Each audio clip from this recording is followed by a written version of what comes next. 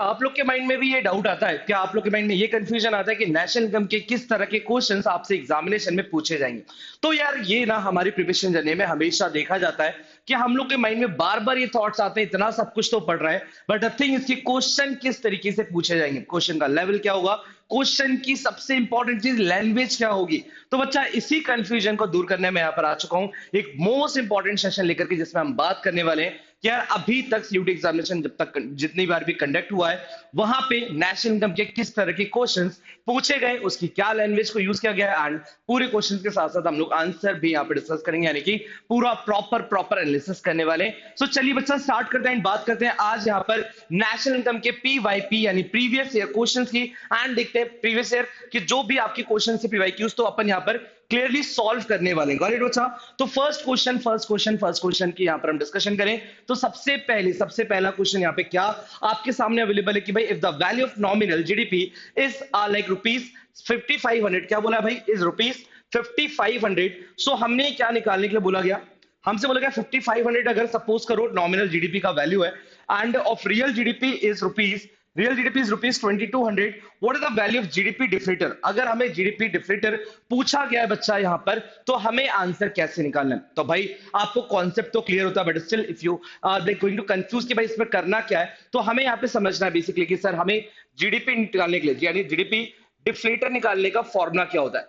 तो हमने यहाँ पे जीडीपी डिफलेटर का फॉर्मूला लिखा और हमने बोला नॉमिनल जीडीपी डिवाइडेड बाय बच्चा क्या होगा, रियल जीडीपी। क्या बोला हमने, ये फॉर्मूला लिखा हमने यहाँ पर, नॉमिनल जीडीपी, क्या लिखा भाई, नॉमिनल जीडीपी डिवाइडेड बाय बच्चों real GDP, nominal GDP divided by real GDP. और अगर nominal GDP divided by real GDP हो रहा है तो फिर हम क्या करेंगे बच्चों, तो यहां पर हम वैल्यू पुट करेंगे, एंड वैल्यू क्या हो जाएगी, तो हमने बोला 5500 का नॉमिनल जीडीपी दिया हुआ है एंड रियल जीडीपी दिया है बच्चा 2200 रुपीज का। कितना, 2200 रुपीज का रियल जीडीपी है। सॉल्व करेंगे बच्चों तो कितना आ जाएगा, तो सॉल्व करने के बाद प्रॉपर अगर हम देखें तो 2.50 अराउंड यहां पर हमें देखने को मिलेगा। तो हमारा ऑप्शन यहां पे क्या हो जाएगा इस क्वेश्चन का, इस क्वेश्चन की बात करें जिसमें क्वेश्चन डिफलेटर से पूछा गया था। अब बहुत सारे बच्चे कंफ्यूज होते हैं सर डिफलेटर क्या हमारे एग्जामिनेशन में आएगा या हमारे एग्जामिनेशन में नहीं आएगा। तो बच्चा यहां के बाद ये थॉट तो क्लियर है कि भाई क्वेश्चन आ चुका है ऑलरेडी सीयूटी में, तो यहाँ पे डिफरेटर को बिल्कुल नजर नहीं करना है, एंड डिफरेटर निकालना आपको आना चाहिए, और सिर्फ डिफरेटर में आपको फॉर्मूला एनी हाउ भी पता होना चाहिए। तो मैं अगेन आपको रिपीट करवा रहा हूं कि फॉर्मूला क्या होगा बच्चा, तो यहाँ पे बच्चों यहाँ पे हम बात करेंगे कि sir nominal GDP divided by real GDP. तो ये सिर्फ और सिर्फ पहला क्वेश्चन था, ऐसे बहुत सारे क्वेश्चंस मेरे साथ करने के लिए यहाँ पर आप लोग बस फटाफट जल्दी से ज्वाइन कर लो सेशन को। एंड बच्चा this is Mehtab Alam your commerce educator, and जब भी मालूम है आप लोग को मैं आता हूँ यहाँ पर तो बहुत सारे इंपॉर्टेंट सेशन के साथ आता हूँ। तो यहाँ पे ये इंपॉर्टेंट सेशन है एंड जहाँ पे हम बात करेंगे इसी इंपॉर्टेंट सेशन में एक और इंपॉर्टेंट क्वेश्चन की, एंड देखते हैं इस क्वेश्चन में से पूछा गया था और इस क्वेश्चन को आपको कैसे सॉल्व करना था इस बारे में हम यहाँ पे बात करते हैं बच्चा। तो सबसे पहले बोला गया कि income method, then expenditure method, then real GDP and then the nominal GDP बच्चों। तो अगेन हम सबसे पहले बोलेंगे भाई इनकम मेथड क्या होगा, एग्रीगेट ऑफ फैक्टर इनकम्स, यानी हम सबको पता है कि there are two different methods जब हम बात करते हैं डिस्पोजिशन फेज की, जब हम बात करते हैं डिस्ट्रीब्यूशन फेज की, या जब हम बात करते हैं जनरेशन फेज की। So there are three methods, we can see that three methods हमारे पास अवेलेबल होते हैं इकोनॉमी के अंदर। तो जब हम इनकम की बोल रहे हैं यानी एग्रीगेट इनकम की बात हो रही है, सो बेसिकली इनकम मेथड किस पे डिपेंडेंट है भाई, इनकम मेथड डिपेंडेंट है एग्रीगेट फैक्टर इनकम्स को कंसीडर किया जाता है। Got it? तो यहां पे फर्स्ट का पॉइंट क्या हो जाएगा, इनकम मेथड किससे रिलेटेड हो गया बच्चा, 4 पॉइंट्स, यानी कि ए का हो गया बच्चा अपना यहां पर 4th, इज इट? तो ये पहला। देन बी की अगर हम बात करें तो बी का क्या ऑप्शन होगा, एक्सपेंडिचर मेथड। तो अगेन यहाँ पे इजी हो गया, क्वेश्चन कितना इजी था हमारे लिए कि भाई एक्सपेंडिचर मेथड में क्या होता होगा। तो एक्सपेंडिचर मेथड के थ्रू हम लोग क्या करते होंगे बच्चा कि अपने सारे ही एक्सपेंडिचर्स को एग्रीगेट करते होंगे, यानी कि यहाँ पे एक्सपेंडिचर मेथड और aggregate of expenditure, aggregate expenditure, यानी बी का हो गया भाई 3, बी का कितना हो गया 3। देन सी की बात करें तो रियल जीडीपी आ रहा है, real GDP calculated at current price या कांस्टेंट प्राइस। तो बच्चा ऑल दो रियल जीडीपी की बात जब भी होगी तो आप समझ जाएंगे कि रियल जीडीपी निकाला जाता है हमेशा रियल जीडीपी कांस्टेंट प्राइस पे निकाला जाता है। किस पे बच्चा, रियल जीडीपी अगर बढ़ा जाए तो आप समझ जाएगा real is equal to constant. And the thing is कि whenever we talking about nominal GDP, so nominal GDP किससे रिलेट किया जाता है, नॉमिनल जीडीपी हमेशा करंट से रिलेट किया जाता है। तो यहाँ पे मैं वो भी लिख देता हूं कि जब नॉमिनल कभी आ जाए तो नॉमिनल के लिए आप क्या वर्ड यूज रखोगे? तो भैया आप याद रखोगे करंट वर्ड। क्या वर्ड याद रखोगे? करंट वर्ड को आप यहां पर याद रखने वाले हो। Okay, so basically C option की अगर हम बात करें तो सी ऑप्शन का क्या होगा? सी का क्या होगा बच्चा? तो सी का हो गया सेकंड, एंड डी की अगर हम बात करें तो डी का हो गया वन, यानी 4 3 2 1। क्या हो गया? 4 3 2 1, यानी ऑप्शन ए बी सी या डी। तो यहां पर हमें ऑप्शन देखने को मिलेगा बच्चा सी। यहां पर हम ऑप्शन सी को मार्क करेंगे बच्चा। फटाफट कमेंट सेक्शन में बताना है कि अभी तक जितना भी हमने पेपर किया, पेपर इजी लग रहा है या टिपिकल लग रहा है। फटाफट जल्दी से कमेंट सेक्शन में मुझे बताइए फास्ट। एंड थिंग इसकी हम मुड़ते हैं एंड बाकी आगे बढ़ते हैं नेक्स्ट क्वेश्चन की तरफ। देखते हैं भाई नेक्स्ट क्वेश्चन मुझसे क्या पूछा गया था। तो विच of the following will be included in the national income of India? अब इनमें से कौन कौन सी चीजें जो है वो आप नेशनल इनकम को कैलकुलेट करते टाइम इंक्लूड करोगे, इस बारे में बात की जाती है। डोनेशन नहीं सर, डोनेशन कभी भी नहीं आएगा, क्योंकि donation is the considered in transfer payment, and हम सबको पता है कि ट्रांसफर पेमेंट नेशनल इनकम को कैलकुलेट करते टाइम इंक्लूड नहीं किया जाता। देन बच्चा पेमेंट ऑफ इनकम टैक्सेस, तो इनकम टैक्स को क्या लिया जाएगा? तो इनकम टैक्स भी पेमेंट अगर हो रहा है, यानी पेमेंट अगर इनकम टैक्स का हो रहा है, तो वो पैसा गवर्नमेंट के पास पहुंच रहा है, वो किसी की इनकम नहीं है। तो हमने बोला नहीं सर, ये भी नहीं, स्कॉलरशिप नहीं सर। एंड द थिंग इसकी अगर हम बात करें profit earn by Indian company from its branch company, yes, ये अर्न इनकम है एंड ये एनएफआई हो जाएगा कि भाई हमारी कोई इनकम जो बाहर से हो रही है, अब्रॉड से हो रही है, तो वो हमें इंक्लूड करना है। Then purchase of television set by consumer household, तो दिस इज आल्सो, यानी D and E. D and E हमारे यहाँ पर आंसर बन रहा है, ऑप्शन क्या बनेगा? सी। तो ऐसे क्वेश्चंस आ रहे हैं एग्जामिनेशन में, तो आप सोचते हो ना कभी कभी यार हमें ट्रांसफर पेमेंट क्यों पढ़ाया गया, हमें फैक्टर पेमेंट्स क्यों पढ़ाया गया? तो बच्चा इस रीजन की वजह से पढ़ाया गया था, ताकि आपको क्लैरिटी रहे कि भैया ट्रांसफर पेमेंट को अगर हमें बोला गया है कि नेशनल इनकम इंक्लूड नहीं होगा, तो फिर वो ट्रांसफर पेमेंट को हमें ध्यान से समझना पड़ेगा अपने स्टेटमेंट में कि कहीं ऐसा तो नहीं आ रहा कि ट्रांसफर पेमेंट और हम उसको ऐड करवा रहे हैं। ओके, तो चलिए नेक्स्ट क्वेश्चन पे चढ़ते हैं आगे एंड देखते हैं नेक्स्ट क्वेश्चन क्या है। National income can also be called, national income को हम क्या बोलते हैं भैया? तो हम सबको बताएं कि national income is denoted by NPFC. क्या अगर हम नेशनल इनकम की बात करें तो नेशनल इनकम को किससे रिप्रेजेंट किया जाता है? तो हमने यहाँ पे लिखा नेशनल नेशनल नेशनल इनकम, और नेशनल इनकम को रिप्रेजेंट किया जाता है बच्चा एनएनपी एट एफसी से। किससे रिप्रेजेंट किया जाता है? तो एनएनपी एट एफसी से रिप्रेजेंट किया जाता है। और अगर एनएनपी एट एफसी से रिप्रेजेंट किया जाता है तो इसका मतलब हमें यहाँ पे क्या करना है? National income can also be called NNP at market price gross national productive factor cost, और एनएनपी एट फैक्टर कॉस्ट, यानी option C is the correct answer. क्या होगा? ऑप्शन सी को हम यहाँ पर करेक्ट ऑप्शन मार्क करेंगे, NNP at FC. Got it? चलो भाई ऑप्शन 4 यहाँ पे क्लियर है, एंड थिंग्स की क्वेश्चन 4 हो गया। क्वेश्चन 5 की बात की जाए तो arrange the following operations in a sequential manner in order to calculate NNP at FC from GDP at MP. तो अगर हम जीडीपी एट एमपी पे हैं और हमें पहुंचना है एनएनपी एट एफसी तक है, तो भाई चेंज क्या क्या आएगा, क्या क्या चेंज आएगा? तो मैं सबसे पहले यहां लिख देता हूं कि हम लोग अगर जीडीपी एट एमपी पे हैं और हमें पहुंचना है एनएनपी एट एफसी पे, तो हम क्या करेंगे जिससे हम एनएनपी एट एफसी तक पहुंच सकते हैं बच्चा? तो ग्रॉस से नेशनल पे आने के लिए क्या करना पड़ेगा? तो ग्रॉस से नेशनल आने के लिए depreciation, is it, minus depreciation. D से डी पे नहीं है, डी से एन है, यानी कि सर प्लस एनएफआई है। अगर आप डोमेस्टिक इनकम पे हो और आपको नेशनल तक पहुंचना है, तो उसका मतलब आपको net factor income from abroad add करना पड़ेगा, which is to be known as NFI. Got it? तो मैंने यहाँ पे एनएफआई को ऐड में डाल दिया। फिर पी से पी कोई दिक्कत नहीं है, मार्केट प्राइस से अगर हम फैक्टर कॉस्ट पे आ रहे हैं, तो मार्केट प्राइस से फैक्टर कॉस्ट पे कैसे आ सकता है इंसान? तो जब आप फैक्टर कॉस्ट से जाते हैं मार्केट प्राइस पे, हम नेट इनडायरेक्ट टैक्स को प्लस करते हैं। तो जब रिवर्स होगा तो हम माइनस करेंगे, यानी कि माइनस नेट इनडायरेक्ट टैक्सेस। तो ये तीन चीजों का इंप्लीमेंटेशन हो रहा है, डेप्रिसिएशन, एनएफआई और माइनस एनआईटी। तो ऑल दो यहां पे हमारा कौन सा ऑप्शन बनेगा? जीडीपी में से नेट इनडायरेक्ट टैक्स या net factor income from abroad, GDP, factor cost, depreciation. Choose the correct option from the given. भाई हमसे बोला गया है कि करेक्ट ऑप्शन हमें यहाँ पे ढूंढ के मार्क कर रहे हैं। तो मुझे बताइए क्या आप लोग ने यहाँ तक का आंसर निकाल लिया है? तो आपने बोला सर बेसिकली हम यहाँ पे बात करेंगे जीडीपी एट एफसी पे। अगर हम ऑलरेडी हैं, हमें निकालना क्या है बच्चा? हमें निकालना है एनएनपी एट एफसी पे। तो जीडीपी एट एफसी पे अगर हम लोग ऑलरेडी हैं, तो जीडीपी एट एफसी से हमें पहुंचना है एनएनपी एट एफसी। तो भैया GDP at FC minus depreciation, हम किस पे आ जाएंगे बच्चों? तो एनडीपी पे आ जाएंगे। किस पे आ जाएंगे? एनडीपी एट एफसी, जो बीच का, इन दोनों के बीच का सम होगा। यानी कि बेसिकली हम थे भाई फ्रॉम जीडीपी एट एमपी, और जीडीपी एट एमपी से बच्चा एनएनपी एट एफसी तक हमें बोला गया है। तो हम यहाँ पे क्या करेंगे? GDP at minus indirect tax या net factor income from abroad. तो ये दोनों चीजें हमारी कंसिडर की जाएंगी, यानी हमारा ऑप्शन यहाँ पर क्या बनने वाला है? तो हमारा ऑप्शन होने वाला है ए सी बी, यानी कि सबसे पहले ये, फिर सी एंड फिर बी, यानी ऑप्शन बेसिकली ए सी बी यहां पर हमें देखने को मिलेगा। ओके, तो सी ऑप्शन को हमने मार्क किया एंड मूव किया फर्दर नेक्स्ट क्वेश्चन पे। अब एक थोड़ा सा डिफरेंट सा क्वेश्चन है and real GDP, non GDP पे, जैसे मैंने बोला आपसे कि काफी क्वेश्चंस पूछे जाएंगे, तो यहाँ पर पूछे जा रहे हैं।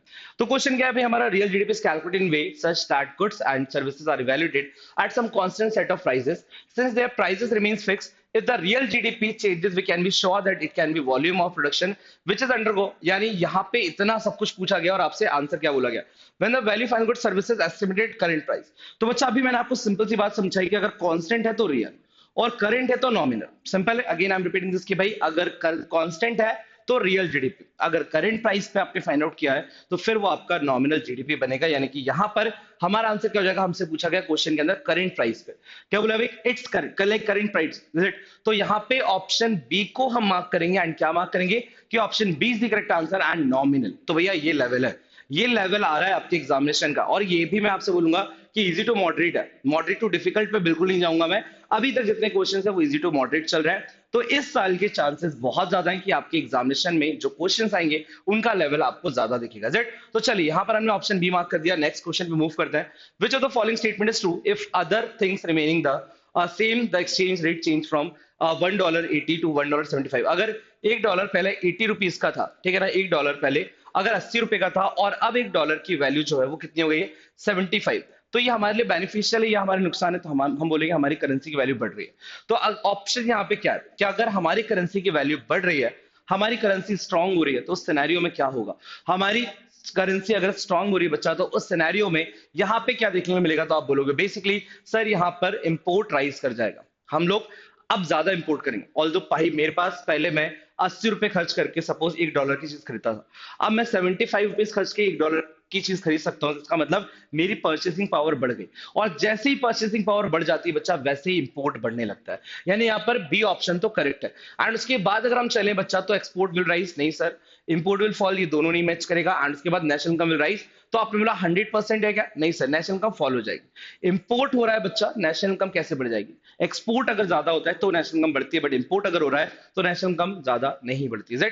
तो हमने क्या बोला, सिंपल सी बात है, फॉल कर जाएगी, यानी कि बी और ई ऑप्शन है, बी और ई ऑप्शन रहेगा, तो यानी कि B will be answer. Option B को हम करेक्ट मार्क करेंगे एंड मूव करेंगे फर्दर नेक्स्ट क्वेश्चन की तरफ। ओके, चलो भाई नेक्स्ट क्वेश्चन क्या है हमारा, which of the following will be included which like simple सी बात है, which of the following will be included while estimating the gross domestic product market price। अगर हमें जीडीपी एट एमपी निकालना है तो हमें कौन कौन सी चीजें लेनी पड़ेंगी, हमसे यहाँ पे वो पूछा गया। इज इट, तो हम बोलेंगे भाई profit earn by American bank from its branch in India. तो क्या अगर अमेरिका की ब्रांच होगी, हाँ एम्बेसीज होगी तो आप उसको छोड़ दोगे, बट अगर कोई भी फॉरेन कंपनी की ब्रांचेस इंडिया के अंदर है, यानी फॉरेन कंट्री की कोई ब्रांचेस अगर मान लो सपोज इंडिया के अंदर एग्जिस्ट करती है, तो उससे होने वाली इनकम इंडिया की ही नेशनल इनकम में कंप्यूट करे या यूज किया जाएगा। ओके, तो यहाँ पे हमने बोला सर 8 का ए तो हमें दिख रहा है, ठीक है। देन उसके बाद बच्चा बी की बात करें, डिविडेंड्स पेड टू शेयरहोल्डर्स, बिल्कुल आएगा। देन उसके बाद डोनेशन नहीं आएगा। एंड अगर हम बात करें सब्सिडीज, तो भाई सैलरी पेड टू नहीं सर, इंडियन एम्बेसीज के भी पार्ट को नहीं लेंगे, तो हम क्या लेंगे, परचेस ऑफ टैक्सी बायर, ठीक है सर। तो यहाँ पे A B and D, A B and D is it. तो सैलरी पेड टू एन, एक मिनट चेक कर लेते हैं हम लोग, salary paid to an Indian working in Japanese embassies. तो भैया अगर सपोज करो सैलरी पे की जा रही है Indian working in Japanese embassies, जापानी जो जापान की एम्बेसीज है उसमें अगर इंडिया को कोई पर्सन काम कर रहा है, तो क्या उसको हम लोग अपने जीडीपी एट मार्केट प्राइस में लेंगे यहाँ पर। तो हमसे बोला गया बच्चा बिल्कुल कंसिडर करेंगे। And purchase of taxi by traveller services company, तो क्या यहाँ पे परचेस की जाएगी, तो आपने बोला सर ऑप्शन यहाँ पे जो करेक्ट होगा वो हम मार्क कर देंगे, बी विल बी आंसर। क्या मार्क करेंगे, option B is the correct answer for this question. Okay, तो ये ध्यान रखिएगा, इस टाइप के अगर क्वेश्चंस आते हैं तो थोड़ा सा कंफ्यूजन आता है माइंड में, बट उस कंफ्यूजन को आपको अगर बिल्कुल क्लैरिटी के साथ उससे निकलना है, तो आप अपने कॉन्सेप्ट को पढ़ते टाइम ही समझ जाया करो कि यार इससे किस किस तरह के क्वेश्चंस आपसे पूछे जा सकते हैं आपके एग्जामिनेशन में। जब इतना अपने आप को आप रेडी करोगे तो फिर ऐसे क्वेश्चंस में आपको बहुत ज्यादा प्रॉब्लम फेस नहीं होने वाला है बच्चा। चलिए तो आगे बढ़ते हैं एंड बात करते हैं नेक्स्ट क्वेश्चन की। Suppose the GDP market price of a country in particular year was 2100 crore. क्या बोला गया भाई, ये जीडीपी एट एमपी है आपका, ये क्या है, ये आपका जीडीपी एट एमपी है, कितना है, 2100 सीआर है। फिर हमसे बोला गया net factoring income from abroad 200 crore है, यानी भाई एनएफआई कितना है प्लस, अगर हमने एनएफआई करना पड़ा हमें प्लस, तो हमने बोला एनएफआई है भाई 200 करोड़ रुपए, ठीक है। Then the value of indirect taxes net of subsidies was like 100 CR, ठीक है। The value of net indirect taxes of subsidies, तो 100 CR है। And national income was 1900 crore. The aggregate value of depreciation will be, हमसे depreciation पूछा गया बच्चा, तो हमें कोई टेंशन नहीं है, हमें दिया हुआ है NNPAT FC, हमें क्या दिया हुआ है, NNPAT FC दिया हुआ है। Is it, कितना दिया हुआ बच्चा, हमें दिया 1900, कितना दिया बच्चा 1900, और हमें दिया हुआ है स्टार्टिंग में ही जीडीपी एट मार्केट प्राइस, क्या दिया हुआ है, जीडीपी एट मार्केट प्राइस कितना दिया है बच्चा, तो जीडीपी एट मार्केट दिया 2100। अब ये ध्यान रखिएगा कि इसके बीच के डिफरेंसेस हमें निकालने हैं। अगर हम जीडीपी एट एफसी बना दें या जीएनपी एट एफसी बना दें, उसके बाद हमें ध्यान रखना है सिंपल सा थॉट कि यार हम उसके बीच का डिफरेंसेस देख सकते हैं। तो मैंने बोला जीडीपी एट एमपी पे हम लोग हैं, यहाँ पे मैं अलग से बना देता हूँ कि जीडीपी एट एमपी तक है हम लोग, इज इट? तो आप बोला हाँ सर कितना है, 2100, और मुझे इस पे अगर पहुंचना है एनएनपी तक, ठीक है ना, मुझे एनएनपी एट एफसी दिया हो तो मैं एटलीस्ट कहां पहुंच सकता हूँ, जीएनपी एट एफसी तक तो पहुंच ही सकता हूँ, इज इट? चलो, तो ऑल दो भाई मुझे जी से जी अभी कोई दिक्कत नहीं है, डी से अगर एन पे आना है तो प्लस एनएफआई कर दूं, प्लस एनएफआई कर दूं, इज इट? तो आपने बोला हाँ सर कितना है एनएफआई है, 200 करोड़ रुपए, ये 200 हमने ऐड कर दिया। एमपी से फैक्टर कॉस्ट पे आना है, यानी मार्केट प्राइस से फैक्टर कॉस्ट पे आना है माइनस एनआईटी, तो माइनस एनआईटी कितना हो जाएगा बच्चा, माइनस एनआईटी हो जाएगा हमारा 100। तो कितना हो गया फाइनली, तो हमने बोला 2100 प्लस 200 कितना हो गया, 2300, एंड 2300 माइनस 100 अगर अपना बोले तो यहाँ पे 2200 रुपए कितना हो गया, 2200 बच्चा। अब 2200 और 1900 में कितने का डिफरेंस दिख रहा है बच्चों यहाँ पर, अब अगर हम बात करें तो आप बोलोगे सर बेसिकली यहाँ पर 300 का डिफरेंस दिख रहा है, क्योंकि जीएनपी एट एफसी और एनएनपी एट एफसी में कितने का डिफरेंस है, इन दोनों का जो भी डिफरेंस है वो डेप्रिसिएशन है, क्योंकि भाई बाकी सब तो चीजें सेम है, ग्रॉस से बस नेट पे आना है। तो बाकी चीजें अगर सेम दिख रही हैं तो ऑल तो आप कैसे नेट पे आ सकते हो, जब डेप्रिसिएशन माइनस करोगे तो डेप्रिसिएशन का डिफरेंस कितना आ रहा है, 300 करोड़ रुपए का डेप्रिसिएशन आ रहा है। तो हम यहाँ पे ऑप्शन डी मार्क कर देंगे, कितना मार्क करेंगे, option D is the correct answer of this question. चलिए let's move on the next question, which arrange the following concept that are used in calculation of national income by value added method in a proper sequence. तो भैया value added method में हमसे बोला गया भाई सबसे पहले हमें क्या मिलता है, सबसे पहले हमें क्या मिलता है, अगर हमसे पूछा जाए तो हम बोलेंगे सर वैल्यू ऑफ आउटपुट मिलता है। जब वैल्यू ऑफ आउटपुट मिल जाता है उसके बाद हम कहां पे पहुंचते हैं, जी एन ए यानी जीवीए एट एमपी पे, यानी हम किसको क्या बोलेंगे, GVA eight MP, and GVA eight MP अगर आपके पास अवेलेबल है तो वही जीवीए एट एमपी क्या बन जाता है बच्चा, जीडीपी एट एमपी। यानी कि basically A then C then B, यहां तक तो हम पहुंच गए, देन उसके बाद बच्चा एनडीपी एंड डी, तो बच्चा डी एंड ई। तो ऑल दो हमारा ऑप्शन क्या बन जाएगा, option B is the correct answer. आपसे वैल्यूएटेड मेथड की जो हम इतने सारी प्रोसेस को रन करते हैं उस प्रोसेस पे आपसे क्वेश्चन पूछा गया था, एंड आई थिंक मेरे ख्याल से बहुत ज्यादा डिफिकल्ट तो लगेगा नहीं आपको, बहुत इजी क्वेश्चन है, तो कोई टेंशन वाली बात नहीं। नेक्स्ट क्वेश्चन चलते हैं।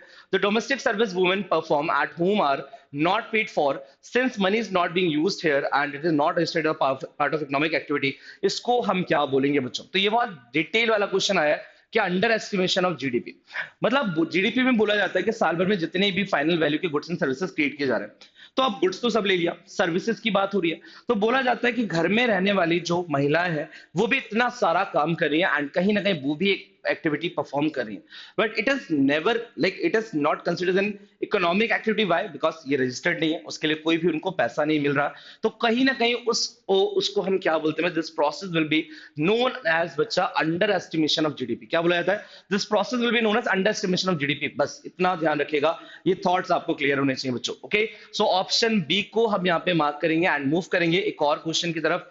Identify the true statement from the following about income method and the national income accounting.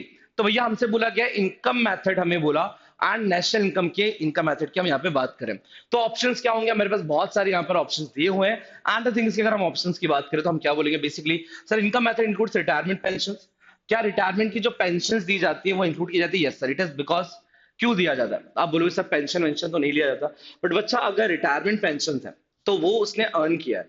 हमेशा ध्यान रखिए, अगर मेरी जॉब लगी एंड मुझे पता है कि मुझे 25 साल तक सैलरी मिलेगी एंड उस 25 साल के बाद मुझे ना पेंशन मिलेगी, तो आज जो मेरी जॉब लगी, आज जो मेरी सैलरी है वो सैलरी का पार्ट ही पेंशन है, तो it is considered an example of factor payments. And अगर वो फैक्टर पेमेंट्स है, वो ट्रांसफर नहीं है, अगर फैक्टर्स है, then it is to be included in national income. So A अपना ऑप्शन तो है।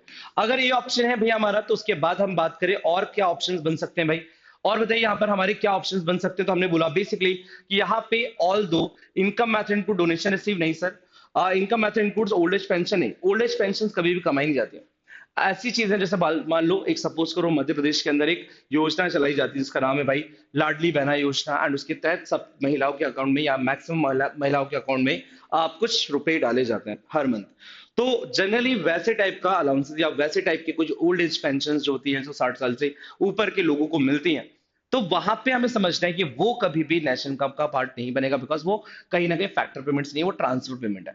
ट्रांसफर पेमेंट का मतलब क्या होता है बच्चा, यूनिटल है ना, यूनिटल ट्रांजेक्शन होते हैं। तो income method include social security, yes sir, अगर कोई पैसा किसी के सैलरी का पीएफ वगैरह में कटता है तो वो पैसा भी नेशनल इनकम का पार्ट होगा, यानी कि बी और डी ऑप्शन क्या बनेगा, ऑप्शन बी हमें यहाँ पर देखने को मिलेगा, B and D will be your answer and this is the correct option. Is it? चलिए नेक्स्ट क्वेश्चन पे हम चलते हैं। नेक्स्ट क्वेश्चन हमारा क्या है भाई?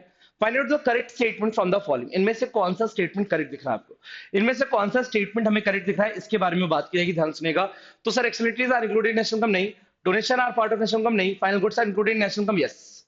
एंड द थिंग इसकी इनकम अवॉइड, ठीक है। तो सी ऑप्शन हमें डायरेक्टली देखने को मिलेगा एंड आई थिंक इजी है, इसमें बहुत ज्यादा कंफ्यूजन नहीं है। नेक्स्ट क्वेश्चन एक और दिख रहा है बच्चा, मेरे पास सेल्स है एंड 200 एंड 500 है। इंटरमीडिएट कंजम्पशन कितने का है बच्चा and the value of output कितने का है? तो ये क्वेश्चन भी मोस्ट इंपॉर्टेंट, आप लोग मार्क कर लीजिएगा। ये question most most most most important है। अगर हम यहाँ पे समझने की कोशिश करें तो भैया क्या बोलेंगे, कितना निकल के आ रहा है आपका? तो आपने बोला सर बेसिकली यहाँ पर इंटरमीडिएट कंजम्पशन कितने का होगा? तो भाई ऑल दो अगर फर्म ए है एंड फर्म ए में सेल हुई है तो 200 का, देन उसके बाद 300 का बच्चा, is it?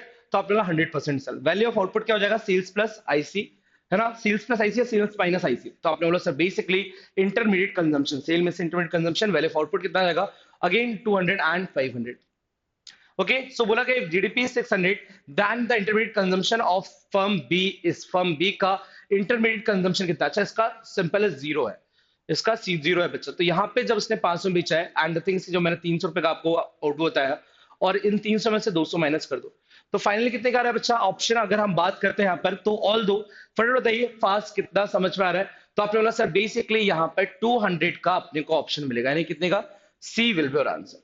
C will be answer because GDP आपको 600, टोटल जीडीपी का मतलब क्या है कि टोटल आउटपुट आपको 600 का दिया एंड 600 को दिया बच्चा, फर्म बी का हमें सेल दिया हुआ है बट ये नहीं मालूम कि उसका इंटरमीडिएट कंजम्पशन कितना है। तो बच्चा अगर इसका सेल 200 रुपए है और उसका इंटरमीडिएट कंजम्पशन 0 है तो इसका मतलब क्या है भाई कि 200 की चीज पहले इसने कितने में बेच खरीदी? 500 रुपए में इसने बेची है बी वाले ने। तो ऑल दो कितने में खरीदी होगी? सर 200 रुपए में खरीदी है। अब इसमें इसने कितने का ऐड किया? तो आपके पास 300। तो बॉल दो बच्चा, सिंपल सा थॉट है, इंटरमीडिएट कंजम्पशन जो बी के लिए वो क्या है? जो उसने ए से खरीदा है और ए से कितने में खरीदा है? 200 रुपए में या 200 करोड़ रुपए में, जो भी है। तो ऑल द 200 रुपए will be your intermediate consumption for the B. Okay, तो यहाँ पर थोड़ा सा कंफ्यूजन वाला क्वेश्चन था बट आई थिंक इसके बाद इश्यूज नहीं जाएंगे। तो एक लास्ट क्वेश्चन हम और कर लेते हैं। A tax that as act or automatic stable shock absorber because it makes disposable income spending less prone to fluctuation in GDP, that tax। तो भैया ऐसे टैक्सेस को हम क्या बोलते हैं? हमेशा ध्यान रखिएगा, इनकम टैक्स। कि जो पर्सनल डिस्पोजल इनकम की बात करती है बच्चा, पर्सनल डिस्पोजल इनकम का मतलब होता है कंजम्पशन के लिए पैसा जो खर्च आप कर रहे हो वो इनकम, इज इट? एंड वो इनकम पे आप जो टैक्सेस की बात करें वो यहाँ पे टैक्स कौन सा होगा? Income tax will be your answer, यानी कि option B is the correct answer of this question. Okay बच्चा, तो ऑल दो ऐसे ही अपकमिंग डेज में बहुत सारे सेशंस में लेकर के यहाँ पर आपके सामने रेडी रहूंगा एंड जो आपकी एग्जामिनेशन पॉइंट ऑफ से या जो आपकी प्रिपरेशन जर्नी में बहुत ज्यादा इंपॉर्टेंट, बहुत ज्यादा बेनिफिशियल होने वाले। सो बच्चा अभी आपको क्या करना है, फटाफट जल्दी से चैनल को सब्सक्राइब करना है एंड इस सेशन को अपने दोस्तों के साथ शेयर करना है बिकॉज उनको भी तो आइडिया होना चाहिए कि भाई नेशनल इनकम से किस तरह के क्वेश्चंस हमारे सीयूटी में पूछे जाते हैं। तो वो यहां पर आप देख सकते हो, इज इट? तो बच्चा ऑल दो इन्हीं सारी बातों के साथ we are going to conclude this session. मिलते हैं अपन बहुत जल्द नेक्स्ट सेशन के अंदर, नेक्स्ट बहुत सारे कॉन्सेप्ट्स एंड क्वेश्चंस के साथ। अभी के लिए इतना ही। Thank you so much, take care and bye bye.